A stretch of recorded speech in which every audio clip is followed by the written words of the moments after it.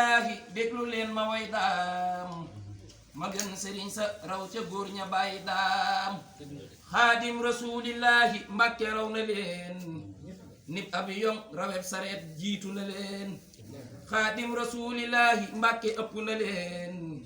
ni géej gi ëppe ak sayaan màndal na leen xaadim rasulillahi mbàkke tiim na leen nib jant tiime gox yi yépp leeral na leen ku dib jullit bay julli tey sante ko daam ngir fii ci réew mi moo fi saxal tey lislaam te lii ma wax am naa ci firnde déglul ma wax la firnde ji nga xam ni sikkuwul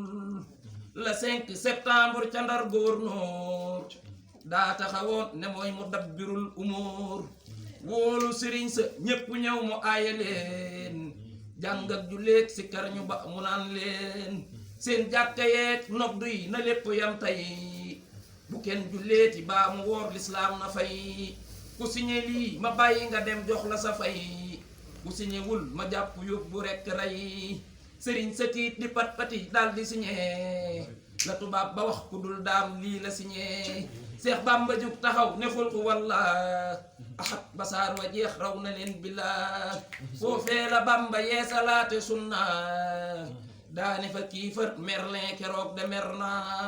mag naan saye yéen ñépp laay boole terey Seex Bamba naa ko ñee du ñoom man rekk a kay mag naan saye yéen ñépp laay boole terey Seex Bamba naa ko ñee du ñoom man rekk a kay